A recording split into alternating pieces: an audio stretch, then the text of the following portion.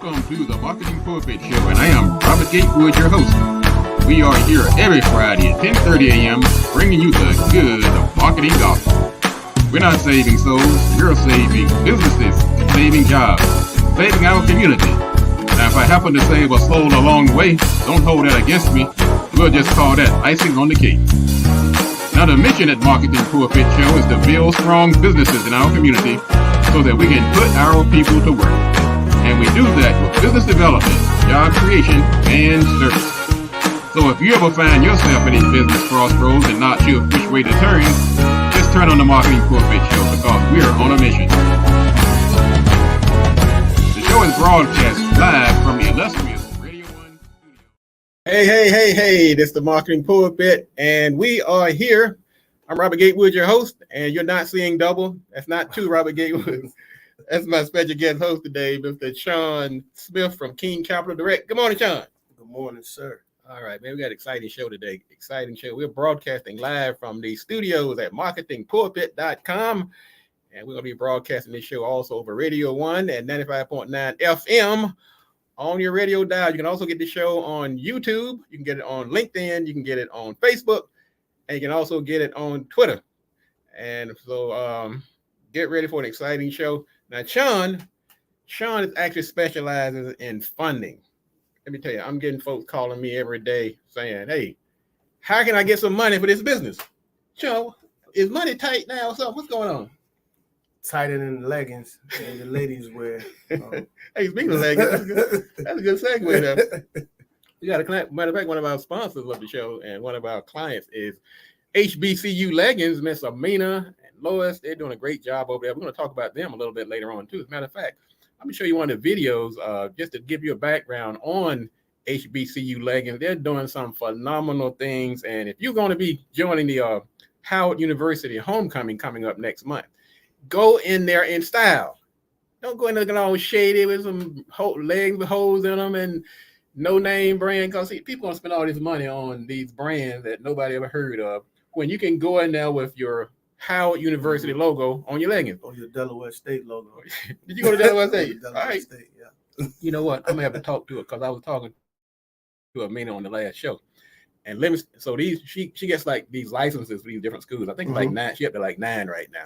And Livingstone is not included. Wow. So I was like, hey, I don't think Delaware State is there. You got to include everybody. Well, that's the thing, man. It takes time, but to do that, you have to scale. Yeah. You've got to scale. As a matter of fact, we're going to talk about that today too. How to scale your business, and when is the right time to scale? Because right now, most businesses they're like what we call a lifestyle business, or what we call mom and pop. Yeah. But if you're trying to get beyond that to get some VC money or investors or funders, sometimes you got to go that scale lifestyle, and scale model, and that's a whole different conversation. So anyway, we got an exciting show today. Like I said, Sean's going to be with me the entire show. We're going to talk about funding later on. We're going to talk about some of the questions that many of you may have as it pertains to funding. So get yourself a pen and pencil, get a comfortable chair, and also share this information with others. Welcome to the show. I'm Robert Gatewood. I have a company called Gatewood Marketing and Web. You can find me at gatewoodmarketing.com. You can also get me on my YouTube channel, on my Facebook page. I'm out there. I'm also an adjunct professor at Prince George's Community College, where I teach marketing, I teach branding, I teach networking, I teach social media strategies. And you can go to marketingpulpit.com and find out where I'm going to be teaching next. It's right there on the homepage. Also, you can get the show on the homepage at marketingpulpit.com. Also, if you haven't already joined the business directory, Sean, is really hot right now. So right now, people are looking for ways to promote their businesses, and they're going to YouTube, they're going to Facebook, they're going to different places. And I ain't mad at you, but Marketing Pulpit has its own business directory, and we're promoted on this show every week. It's on our Facebook pages. We promote it. We talk about it. As a matter of fact, we bring our guests on the show. Last week, we had on the show Mr. Nathaniel Jordan of the Minister of Wellness. We had Ashley Parker, who's an author. Before that, we had Sid and Cher. We had Small Business Liz. We had 222 Productions. All of them are in the directory. Oh, wow. So you need to get over there and get your business in that directory so we can talk about you, shout you out on the air, and get you on this platform. I mean, it's okay. And some people say, look, they're so in love with Facebook and Twitter and YouTube. But guess what? once you get on our platform, we also promote you on those platforms too. So it's not an either or. Right. It's all a value added plus. I'll tell you a little quick story there, John. I'm always telling stories. On things getting tighter. So I went to the gas station a couple of days ago. And so I'm looking at this young lady sitting there. She pulled up about the same time I did. And so I'm pumping my gas and, kind of had my music going in the car. And all of a sudden, she came around the pump. What's about to happen here? So I'm saying to myself, well, I am kind of shy today. Right? Trying to hit on her brother. Right? I can't do that, dude. Can't do that. I'm spoken for, so I can't do that. So so she comes around the thing and she said, can you help me with my gas? So I'm saying to myself, well, I'm looking to see if she had like maybe some physical disability when you couldn't pump the gas. I don't think that's what she meant though. I think she meant some money. You need some money. It's tight out here, man. Yeah, so I was kind of thrown, and so I didn't. Everybody's kind of afraid of being scammed now. Somebody's gonna jump out from behind the car, hit you over the head, or who knows? She maybe have some questionable motives. But anyway, so what I did, I just reached in my pocket. You have like loose money. I had like a 5 and maybe about 10, 9 ones. I just gave her that, Here you go. And she kind of gave me that look like, that it? That it? I'm like, wait a minute, I just gave you a total stranger. I just gave you all the money in my pocket. Inflation, I need more. And so that kind of threw me back a little bit, because on the show before, Sean, I was talking about giving. I was talking about how Oprah was being slammed by people because she only gave $10 million to the people in Maui, and people were mad that she had asked other people to join. She put up a platform so everybody could participate. People were slamming her. But I was saying, and I'm saying this again today, it's kind of hard to give because you don't know who's legit. That's true. I got a Facebook. I was contacted on Facebook by somebody I hadn't talked to probably in 40 years. And they said they were having a tough time. And I got that. They said they needed like a certain amount of money by 4:00 that evening. And I knew the person that went to school with me, but I didn't. And I got it after the deadline, by the way. But I didn't know for sure it was the person because of the scammers. Right. So it's just gotten harder and harder to give. And I'll say this and I'll repeat it again. I do try to give. I try to help where I can. But we have to find a way. And this is something I will take on in one of my projects. That the people who have the big hearts who want to give, we have to make it easier and more secure for people to give. And I know that's what nonprofits are for. But I do believe that people out here are struggling. And if we can give, I'm going to say, let's give. Let's see who's tuning in here. I want to say hello to a couple of folks who are tuning in to the show today. And thank you again. This is the Marketing Pulpit. You can go to marketingpulpit.com and watch the entire show. I see Joy. Thank you, Joy. She says she has a new nonprofit looking for seed funding with her organization serving youth in Philadelphia.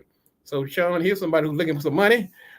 Seed funding. Now, seed funding for nonprofits different than trying to get money for, let's say, a business. Yeah, so a lot of the lenders don't deal with nonprofits, but there's ways that we could kind of go around that to get her and her partners, some seed money. Okay, so that's not a problem. All right, you heard that, George. Sean said there's an answer for everything. When you're dealing with folks who's in the field, who's out there with their feet on the ground, making it happen, then of course, like I say, a lot of things are possible. But let me tell you something, Joy, and anybody who's listening, just talk to people. Yeah. Okay. Sometimes Sean might not provide exactly what you're looking for, but he might know somebody who he might direct you to the right source. And that's the same thing with me. People call me all day long. I want to know about accounting. I want to know about law. I want to know about trademark. I know about intellectual property. I'm not a lawyer or a CPA, but I know a lot of folks, and I know enough about it to point you in the right direction. So thank you for that feedback, Joy. Thank you for tuning in. If you have a question for myself or my guests, just go into your favorite platform, whether it's LinkedIn, Facebook, YouTube, Twitter, and put your question in the feed, and we will address it. Let's talk about a couple of quick items in the news. This Alabama band director was tased because his band was playing music. They were getting down, and the game was over. And Sean, the police told him, "Hey, look, the game's over. Stop playing." Man, they were in the middle of some song. And I think what happened though, Sean. Wow. the police told him about 7 times to stop playing. And finally, seemed like they stopped. And then he started one more after they had told him to stop playing. Pissed the cop off. That's exactly what happened. It got personal, I believe. I think it got a little personal. So what happened, they told the guy to stop. Somebody cut the lights off. Next thing you know, somebody said somebody swung at somebody. You never know who's telling the truth. And long story short, the guy got tased. So that's been the buzz on the internet. My personal take on it, I'm very careful about choosing my fights. That's true. If I'm the band director, the guy say stop. Look, I want to get home. I got stuff to do. I got businesses to save. I got marketing plans to write. I don't have time to be out there fighting the police at night over a song. These kids would have been fine. And plus, they need to learn a little discipline too. Because when you out there showing a disrespect for the law, then asking the kids to respect the law. So, but the tasing was too far. I'm going to say that. I don't think the guy should have been tased. I think that could have been another way to mediate that. Like I said, they cut the lights off. They look, I'm going to let you slide this time. I'm going to write you up. But tasing somebody, I mean, those tasers they can actually cause physical harm to you. So I don't know about that.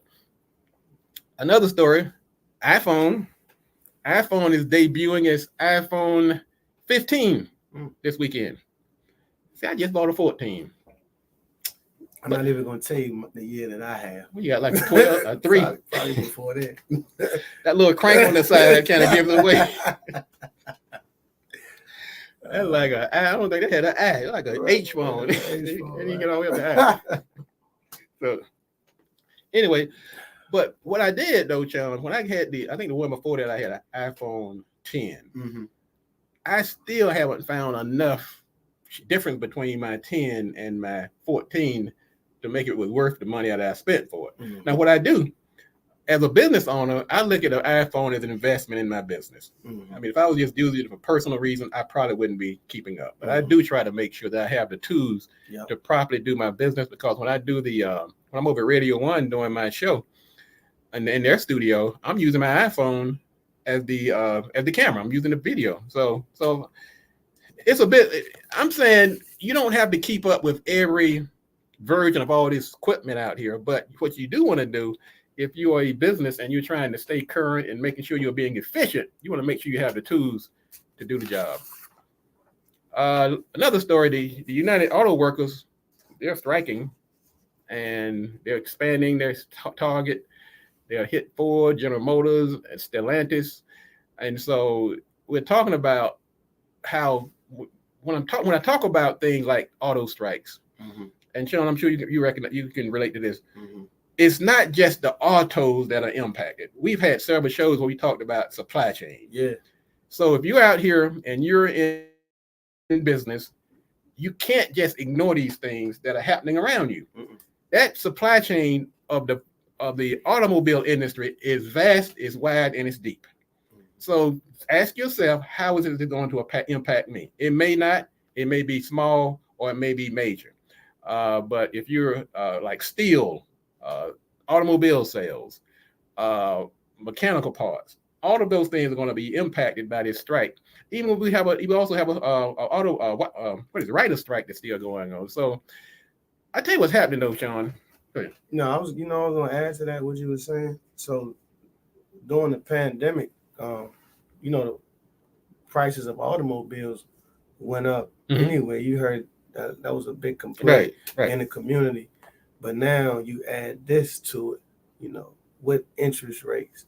So then I hear the whispers with interest rates going even higher. Right. So it's like, how is that going to impact that particular industry? But it's probably going to affect if you're in an industry that needs vehicles. You're going to need funding. I mean, everything gets affected. These things don't happen in a vacuum. Now, one of the concerns about this strike has been the pay disparity between the CEOs and the line workers. But check out these statistics. The top executives have seen their pay grow by more than 1,000% over the last 40 years.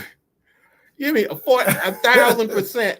They make 100 times more than they make more than 100 times of the average worker, according to a study that was released this week. In terms of stock options, benefits, the average CEO pays about 23 on these big companies, about 23 million a year. So we watch these companies, these banks, these big corporations like GE and so forth. They're always they're crying about, well, if I give these guys a raise, how are we going to get profitable? You know what it reminds me of, Sean? They all say that. This is what this reminds me of. You know how companies like keep 2 sets of books sometimes? Yeah. It's almost like when they're talking to the auto workers and they're negotiating, they're poor. Yeah. But when they're talking to the stockholders, it's different. They're rich. And that's it. I mean, that's exactly what's happening. It's almost like that these companies that try to, when they go to the bank to get a loan, they've cried poor all year long. Yeah. Oh, I ain't making any money. I talk to the IRS. I'm underwater. Then they come to the bank and say, look, I need to get a loan. Yeah. And the bank say, wait a minute. Right. You haven't made any money in the last 5 years. Right. What happened? How you going to pay me back? Right. Those are some things to think about, ladies and gentlemen. Anyway, what we're going to do, we're going to take a quick break. And when we come back, we're going to talk a little bit about, this is the beginning of fall this week. We're going to talk about a couple of quick things, really, before we go to break. Then we're going to come back and talk about this money. We're going to talk to Sean about money and funding. But just remember, fall is here. And we like to look at these seasons and milestones as opportunities, as marketing opportunities. So think about when you're doing your marketing. And good morning, Attorney Bradley Thomas, one of the greatest intellectual property attorneys in town. Glad to see you back, Brother Thomas. And of course, Mr. Gerald Brown, the greatest plumber in town.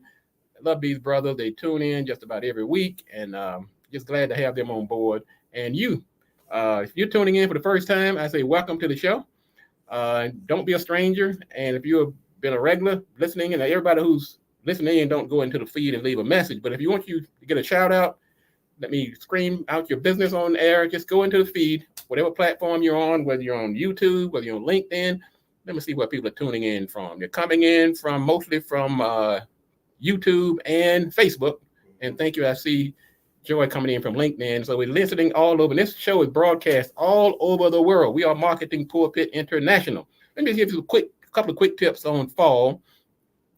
This is a good time to, if you've been waiting and you're about to launch your business for the first time, why not launch it with a fall theme? So you can launch it use a fall theme when you launch your business if you're launching this time of year.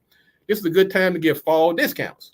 We're talking about things you can do because we're into fall, and we like to look at these milestones as marketing opportunities.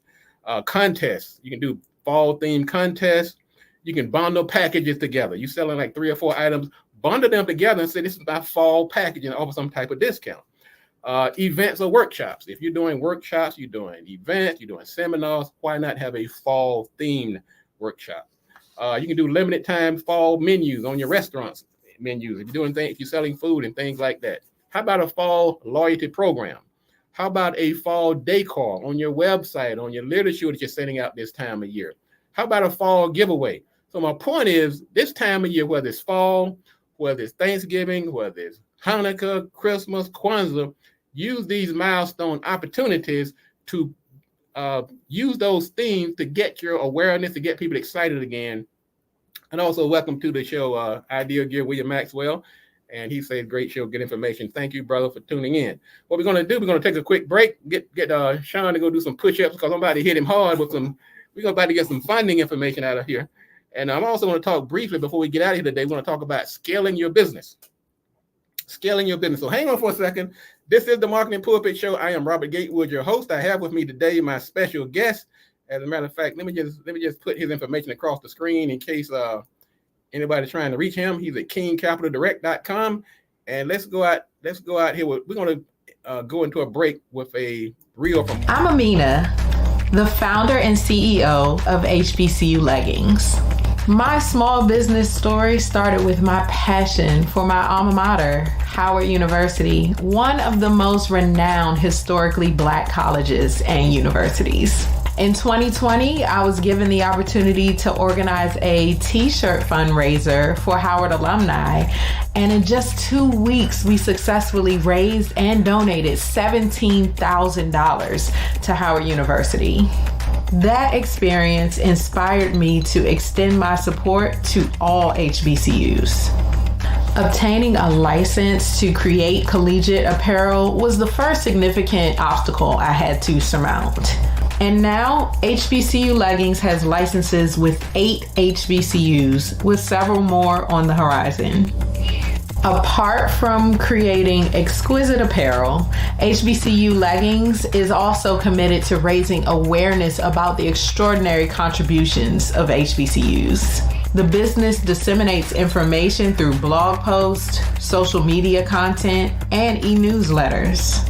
My ultimate commitment is to give back to these outstanding institutions. A portion of all sales generated by HBCU Leggings is directed towards supporting each represented school with the objective of giving back 15% of our revenue through royalties and donation.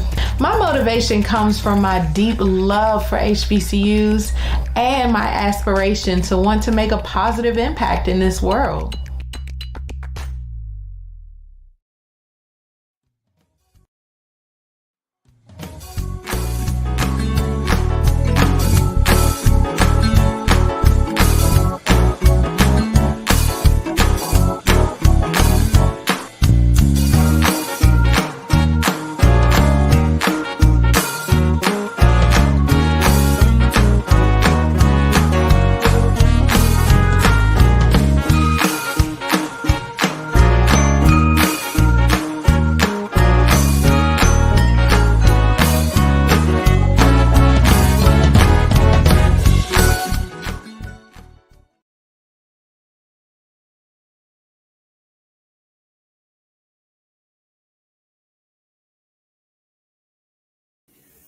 All right, we're back. This is the Marketing Pulpit, and I'm Robert Gatewood, your host. We are here every Friday at 10:30 a.m. bringing you the good marketing gospel. And no, you're not seeing double. That's my special guest co-host today, Sean Smith from King Capital Direct. Go to marketingpulpit.com and you can find out more about the show. Also, you can find us on YouTube. You can find us on LinkedIn, Twitter, Facebook, and tell somebody, especially if you know somebody out there trying to get some money. I'm telling you the truth, guys. I deal with clients of every stripe. And one of the common cries that I hear is that we can't get money. Now, and it doesn't mean that they're doing anything bad, doesn't mean they got bad credit. Money just tight now. And then there's different types of funding. But anyway, that's why I brought in an expert today to help us navigate these funding waters. And welcome again, Mr. Sean Smith of King Capital Direct. Welcome to the show again. Thank you, sir. Thank you for having me. You know what? You want to know? I was watching you drink out of that cup over there for a minute ago.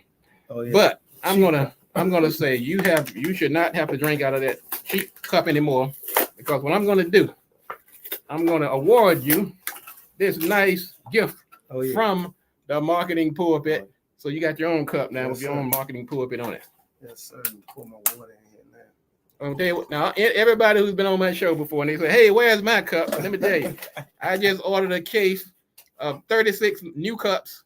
So if you didn't get your cup when you were on the show, reach out to me and I will make sure I will hand deliver it to you if you're in my area, or if I will mail it to you. But I want to make sure that each one of my guests that come on my show realize that you are appreciated and you are a valuable member of what we're trying to do here on the Marketing Pulpit. All right, Sean, why don't you introduce yourself to our audience, please? So I'm Sean Smith, founding member of King Capital Direct. We do loans from $50,000 all the way up to $250 million. Oh, $250 million. Mm-hmm. That's a lot of money. It's a lot of money. Wow. If you qualify. Remember that sentence throughout this segment. We might just run that across the bottom. You must qualify. Because, see, this is what I think also, Sean. Sometimes people get nervous when they're coming to talk to somebody like you or a funder. But let me tell you, it might be a moot point. You might not qualify. You're not going to get more money than you can pay back. Let me tell you, because these guys are very protective of their money. So don't worry about somebody giving you all this money that you might not be able to pay back. That's going to be your last word. You might not qualify. You might not qualify. Now, one thing I like about you also, Sean, and that's why I have I put a lot of stock in your advice. You're not just a funder; you're also a tax specialist. Tax specialist, master's in taxation, enrolled agent. I can practice in 50 states, so I got a good foundation about numbers. And see, that's the other thing too. There's a lot of folks out here, they're throwing up these little funding businesses, and I mean, I'm not going to knock Since the them. pandemic, Yeah, that's what happened. particularly since the pandemic. That's what happened. And I'm not going to play or hate. I mean, do your thing. Make sure you legit no matter what you do. But this brother has a foundation. He understands how this money going to affect your tax, your books.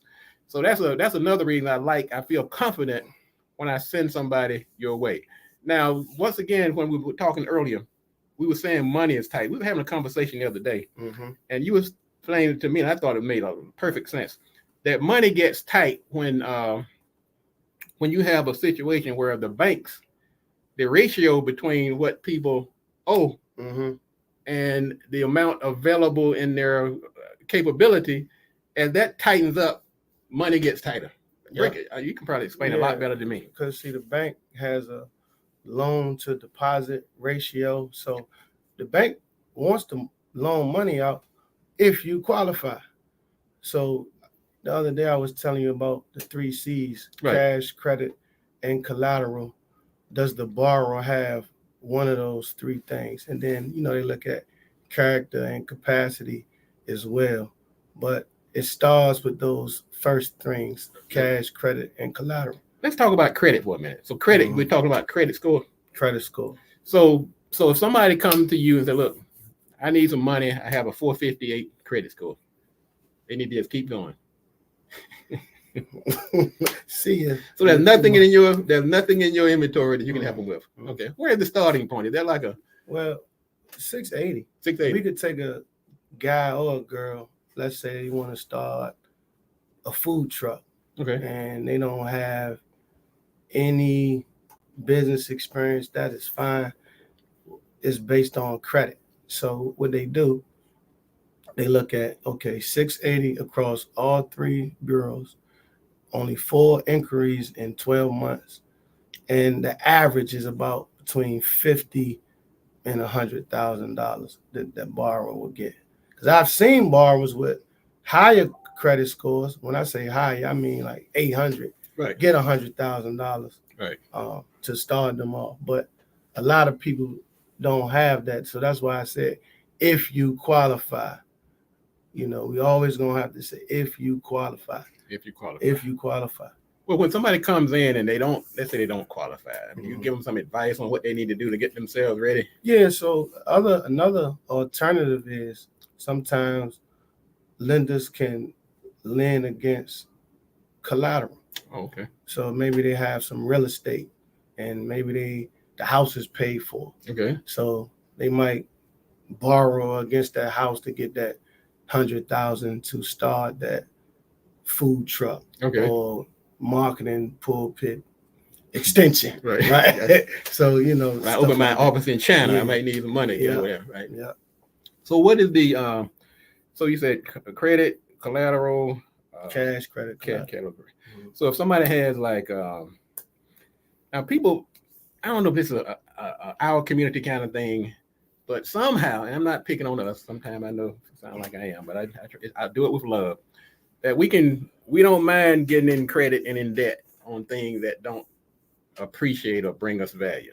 That's but true. The minute somebody say, we're gonna have to use some of your credit to buy that, like I said, buy this new truck or this new computer system or buy that marketing campaign, all of a sudden credit's a bad thing. Yeah. I mean, is that something you can count on a regular basis? Every day. Okay.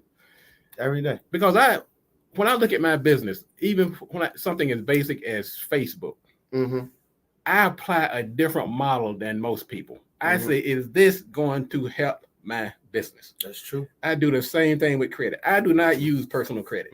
Every credit card that I have is for the business. Now, check this out.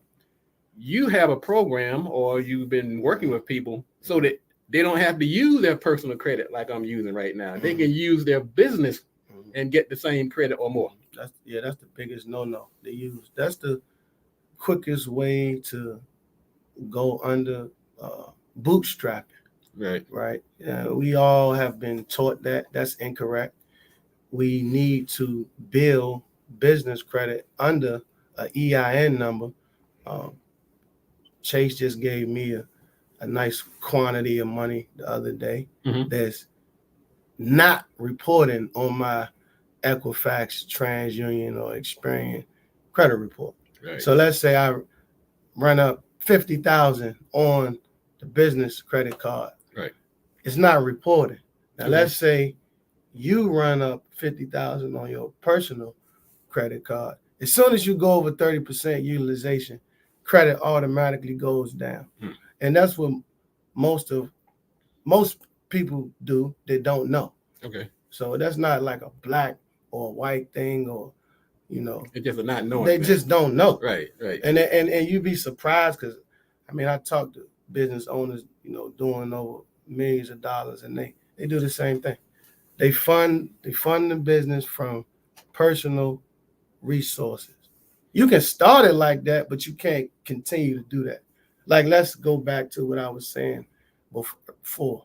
The startup comes in and they get funded. Right. But at the same time, we will work on establishing business credit, Right. so they don't have to keep using these, cards or.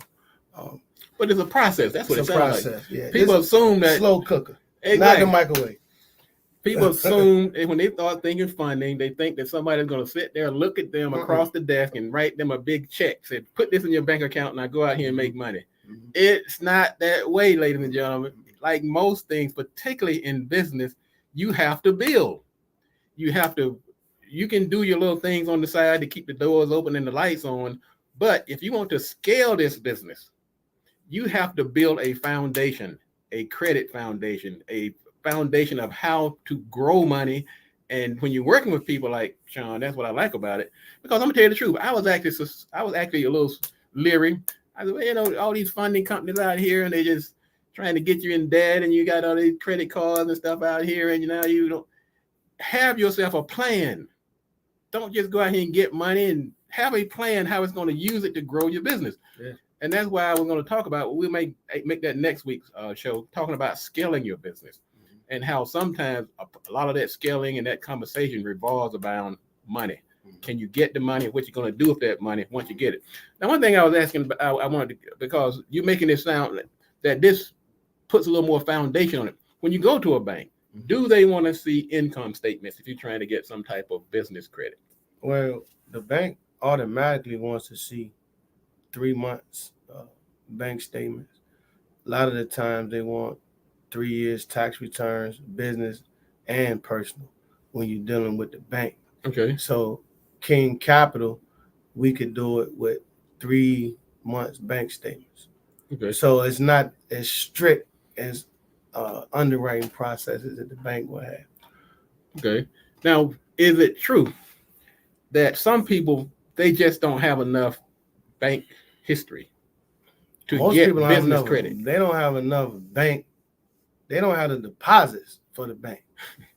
Let's start with that first. Don't have enough money. They don't have enough money going in a business account. That's that to cash even- part of it. Yes. Okay. To even get money from the bank. Okay. Because again, if you qualify, the bank, let's say, and this is a rule of thumb with most banks, let's say person A made $1 million. Right. The bank would give that person $100,000 in credit. Okay. Like, line of credit. That's just like a rule of thumb, 10% across the board. Because they have cash. Yeah. Okay. But if a person business only made $10,000, the bank, we'll give you a credit card for $1,000, because how you gonna pay it back? Now, let's break this down. So people, a lot of times, this money is awarded in the form of a credit card. I think that's another misconception. People go to get funding, they think that the bank will actually write them a check or put money in their account. That's not how it works. It usually starts out in some type of credit card. Credit card or line of credit. That's for business credit. Yeah, business. Yeah, on the business side. Yeah, they got bank term loans too, if you qualify. If you qualify. So the problem that I see a lot, even with the companies that's making money, they write off so much expenses on that money. So let's say the company made $5 million, Okay. but they only show 80,000 in net profit. How much do you think you're gonna get from the bank? You're not gonna get a whole lot, because the bank, because what they all say, oh, this company is showing strong profit, Right. and they all say that, whether it's the primary market or the alternative market, they all say the same thing. Is this a strong borrower? Is this a strong business? So again, we go back to the cash. Cash is still king with that. It'll always be king. Right. How much is the business making? What are the projections for this business in the next 3 years and 5 years and things like that? Is the bank seeing growth with this particular company? So a lot of that stuff is factored in. Well, okay, somebody's out here in the audience right now, and they're wondering, do I need funding? What are some of the most common reasons people might need business funding? Everybody needs funding. Does Walmart have, like I said before, Walmart needs funding? everybody has a loan on the balance sheet. So let's go back to accounting. You took accounting, you're a business guy, MBA 4.0, right? When you're in accounting, they said assets, liabilities, owner's equity, right. Right. So when you look at the balance sheet, all of the Fortune 500 companies have loans on it. So if they have it, why don't you have it? So let's go back to our people, Okay. right? I'm not on anybody, anything. That's fine, but you'll never be Walmart too. And you'll never be Target. And you'll never be General Motors or Porsche. You'll never be any of those companies. That's why we're going to talk about next week scaling, because there's a certain way you have to move in business when you're trying to scale. You may be happy and content to be a lifestyle company, or what they call a mom and pop operation. You might have from 1 to 12 employees. You might be making $1 million a year. You might be doing quite well. But do you plan to scale that business and become a Walmart or a Uber or Airbnb? It's a process, and funding is one of those linchpins in this process. Now we're getting down towards the end. If anybody has any questions, drop them in the feed and we'll be glad to answer, because this guy has some valuable information here. And I know one thing about this show and about my business. There are a lot of people out here call themselves marketing experts. They go out here and set up a page, take about 5 minutes of training, and they think they're ready to do business. I've been doing this, folks, over 30 years. I know the pain points. I know when you need money and when you don't. Well, you always need money. Always. But it depends on where you're trying to go. And Sean has made some excellent points today. And so when you get this information, whether it's about funding, whether it's about marketing, whether it's about social media, whether it's about anything, supply chain, make sure the source knows what the heck they're talking about. And sometimes you have to ask around. Sometimes you have to talk to some of the clients. You may have to do this, that, the other. But I don't invite people on this show that's trying to rip people off or trying to, I check your credentials, make sure that the information you're giving out is correct. And so that's why I feel, and that's another reason that I have so much faith in Sean. This guy's a tax expert. This guy knows how this money is going to impact you once you get it. I mean, people have come to him. They owe the IRS $15, $50, $180,000. He's actually got them to resolution phase where they can get rid of all that debt. And so I try to surround myself with people. And this is something else I'm telling you. Starting a business, we spend so much time on customer acquisition that we forget about some of these other important elements of a business. But there are other very important stakeholders that you're not going to make it if you don't bring them into the conversation. Clients, supplies, inventory, funding. It's a holistic approach. You can't just stand this table on one leg. It's going to fall over if you don't have these other legs underpinning, helping to hold things up. So what I want you to do, Sean, as we wrap up here, let people know how they can reach you and any closing thoughts you might have regarding this topic. Well, I'm a local here in Maryland, DC. We got another office in DC too. And when you say local, you got to be specific because we're broadcasting all over the world. Well, Okay. Upper Marlboro, Maryland. You can reach me at Sean@KingCapitalDirect.com for all questions. Go to the website. And my advice to the viewers, focus on the top line, bringing revenue in, and we can get along. When you're the top line, what do you mean? Gross. Okay. Focus on your top line. Okay. Yeah. You hear a lot of people, I need to cut expenses here, cut this, cut that. No, you need to bring in more revenue. That's what you need to do. Which means you need marketing. You need to get the phone ringing. Yeah. So it's a cycle, ladies and gentlemen. It's a cycle. You cannot get outside the chain. It is a cycle. It's a wheel.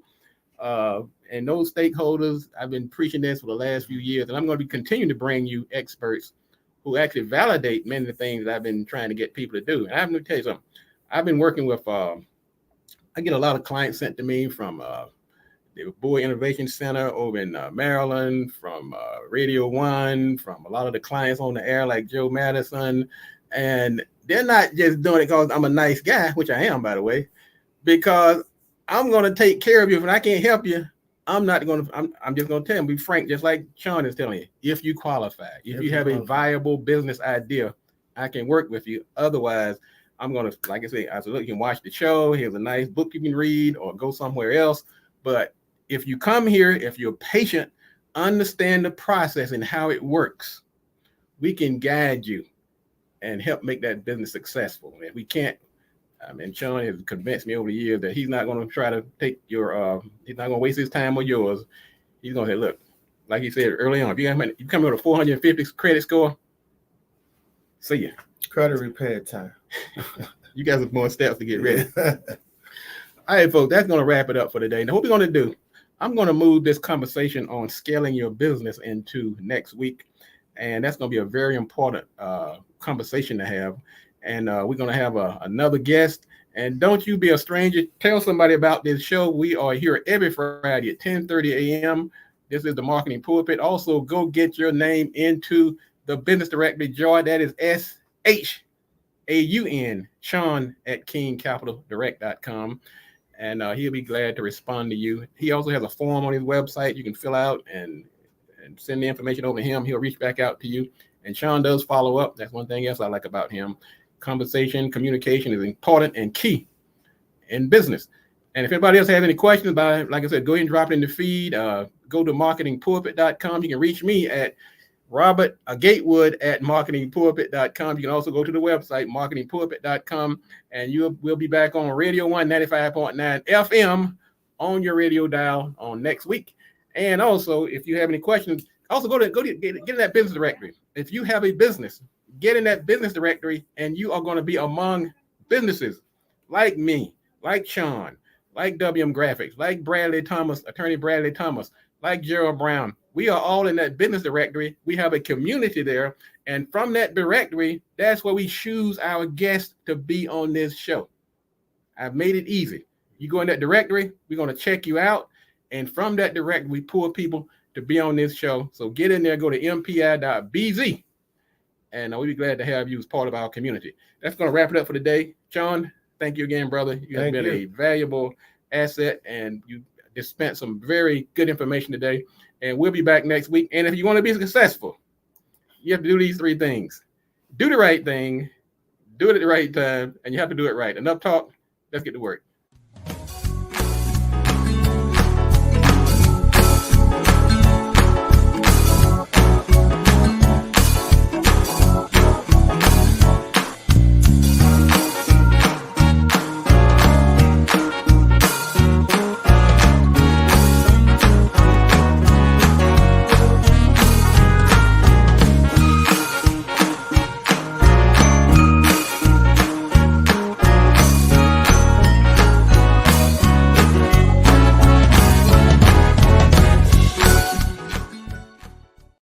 Amina, the founder and CEO of HBCU Leggings. My small business story started with my passion for my alma mater, Howard University, one of the most renowned historically Black colleges and universities. In 2020, I was given the opportunity to organize a t-shirt fundraiser for Howard alumni. And in just 2 weeks, we successfully raised and donated $17,000 to Howard University. That experience inspired me to extend my support to all HBCUs. Obtaining a license to create collegiate apparel was the first significant obstacle I had to surmount. And now, HBCU Leggings has licenses with 8 HBCUs, with several more on the horizon. Apart from creating exquisite apparel, HBCU Leggings is also committed to raising awareness about the extraordinary contributions of HBCUs. The business disseminates information through blog posts, social media content, and e-newsletters. My ultimate commitment is to give back to these outstanding institutions. A portion of all sales generated by HBCU Leggings is directed towards supporting each represented school with the objective of giving back 15% of our revenue through royalties and donation. My motivation comes from my deep love for HBCUs and my aspiration to want to make a positive impact in this world. Let me explain why we are not your typical directory. First and foremost, we don't wait for visitors to come to our directory. Instead, we proactively take our members directly to the shoppers with our aggressive advertising campaigns. For instance, we broadcast our own radio show on Radio 1 WOL 95.9 FM, on which we constantly promote the directory and its members. In addition to that, we advertise our directory on Facebook, YouTube, Twitter, and LinkedIn. We also feature our members on individual social media posts. And we invite our members into our studio to tell their exciting story to thousands of potential buyers. So if you're looking for an affordable and effective way to build your brand, find new customers, and grow your organization, do what hundreds of others have done. Join the Marketing Pulpit directory at mpi.bz and get featured on the internet and on the air. Thank you for joining, and happy selling. Sometimes things don't go your way. Sometimes you miss an opportunity. You didn't get a job. You didn't get a contract. Don't cry over it. You didn't buy that Tesla stock when it was $10 a share. The opportunity is like a train. You miss one, there's another one right behind it. So that's what I like about the don't cry over spilled milk day. Okay? Yes, sometimes we don't get the break we think we should have gotten. But don't use up your precious psychic energy worrying about it. Move on.